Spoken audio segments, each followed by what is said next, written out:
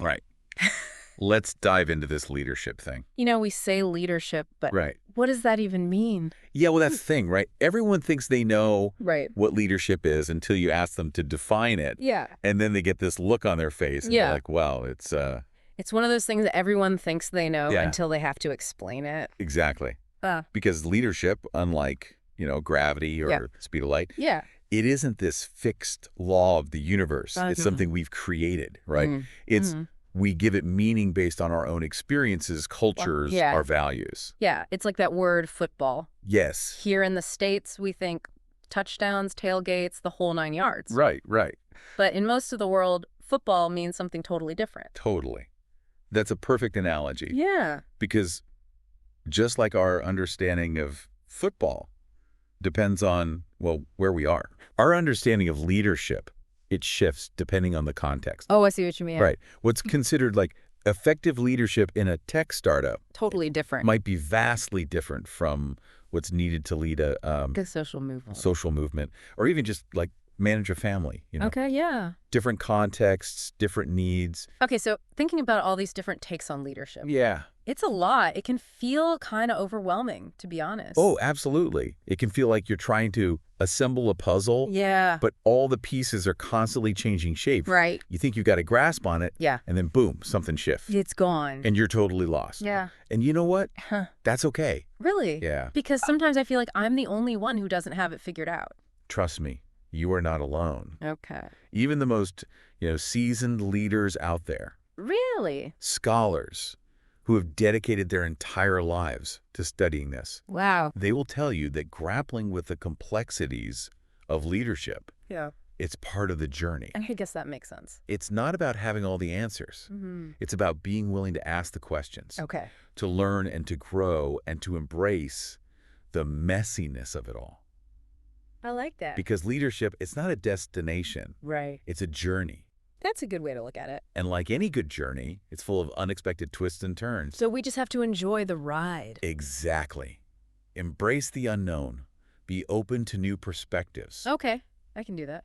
And remember, you don't have to have it all figured out. Because no one really does. Exactly. We're all just figuring it out as we go. That's actually kind of freeing. It is. It's about being comfortable with the ambiguity Yeah. and being open to learning from our experiences. So it's less about being perfect and more about being willing to grow. Now you're getting it. Leadership isn't about perfection. It's about progress. It's about growth. And it's about embracing the journey, not just chasing the destination. Okay, so if leadership is this big, complex thing that we're all kind of figuring out as we go, Yeah. why should we even care about trying to understand it? That's the million-dollar question, isn't it? And it's one we'll unpack right after this quick break. So if leadership is this big, complex thing that we're all kind of figuring out as we go, Yeah. why should we even care about trying to understand it? That's a good question. Mhm. It's like, why bother trying to understand anything right? Right.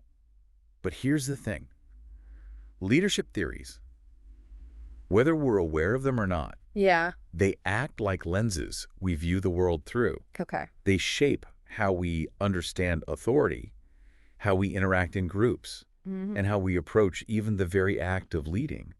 So you're saying we're already operating from some kind of leadership theory, Yes, even if we've never actually sat down and thought about it? precisely. We all have these preconceived notions about what good leadership looks like, Yeah. even if we haven't consciously chosen a specific theory. So it's like we're all amateur leadership theorists, in a way. Exactly. We're all constantly observing leadership in action, Right. formulating our own ideas about what works and what doesn't. So where do these ideas come from? Well, think about it.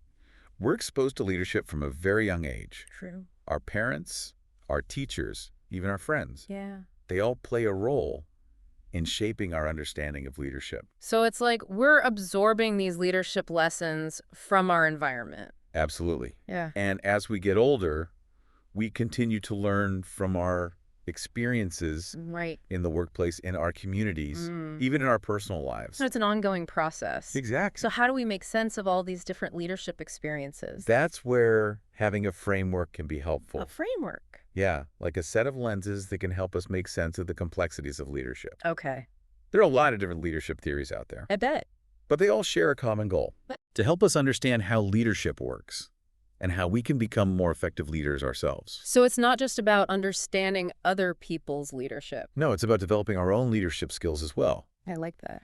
It's about becoming more aware of our own strengths and weaknesses and learning how to use our influence to make a positive impact in the world. So where do we even begin? There are so many different theories out there. Well, it can be overwhelming. Yeah. But don't worry. We're going to break it down for you. Okay, good. Because I need all the help I can get. We'll start by exploring some of the most popular leadership theories. Okay. And then we'll talk about how you can apply these theories to your own life. Sounds good to me. I'm ready to dive in. So we've talked about the theory. Yeah. But how does this actually play out in the real world? Right. You know, with real people. Well, that's where it gets interesting, right? Right. Because leadership isn't just an abstract concept. Yeah. It's something that people embody. Okay. And everyone's experience with leadership is going to be unique. Right. Shaped by their own personal experiences, their cultural background, all of that. You know, actually, Yeah. we got this really interesting story from one of our listeners. Oh, yeah. And it really highlights how our upbringing and early experiences Yeah. can really shape how we view leadership. Absolutely. Like sometimes without us even realizing it. That's true. This person was saying how they grew up with this distrust of authority figures stemming from some type family stuff. Right. And it made them question, like, Yeah. well, what is power? Right. And who gets to have it? It's a question a lot of us grapple with, I think. Right. Especially as we start to examine our own relationship with authority. Yeah. Yeah. And so for this person, it really set them on this path of, like, Yeah. really trying to understand power dynamics. Interesting. They traveled to different countries, encountered different cultures, Right. learned about different leadership styles. It's really fascinating. It's like they went on their own personal leadership quest. Yeah, exactly. They even started working with this organization Oh, yeah? called Roots of Hope. I've heard of them. They work on empowering young people in Cuba, Amazing work. isn't it? And you know what they realized? What's that? Instead of focusing solely on the challenges Cuban youth were facing, Yeah? they decided to empower them to become leaders in their own communities. No, that's what I'm talking about. Yeah. That's true leadership in action. Right. And they told this incredible story about this Juani's Peace concert in Havana. Wow, I remember that. It was huge, right? Yeah, that took a lot of work to pull off. Right. Like organizing something like that. Yeah. Talk about navigating complex power dynamics. Absolutely. You've got government officials, artists, The community. everyone had to be on board. And it just goes to show that leadership isn't about, Yeah. wielding power over others. It's about collaboration, right? Exactly. It's about bringing people together around a shared vision I love that. and finding creative ways to make that vision a reality. Beautifully said. So as we wrap up this deep dive on leadership, Yeah. what are some key takeaways? Yeah. What are you taking away from this? Well, I think the biggest thing for me is that leadership isn't this, Yeah. mystical quality that some people just have and others don't. Right. It's a process. It's a practice. Yeah. And it's something that we can all cultivate. 100%. It's about, understanding yourself, your Mhm. strengths, your weaknesses, how you influence others. Being aware of the impact you have on others. Exactly. And I think the more we understand about different leadership styles, Right. the more effective we can be in our own lives. I completely agree. Right. And you know what?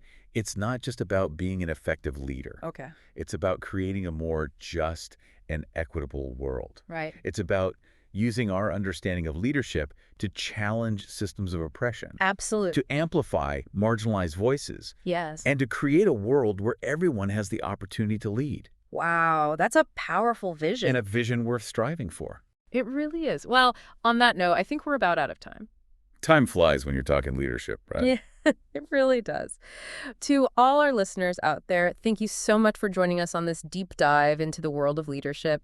We hope you found it insightful, engaging, and most of all, we hope it's inspired you to embrace your own leadership potential. Until next time, keep leading with courage, keep learning, and keep making a difference. Here's to the leaders we are and the leaders we're yet to become.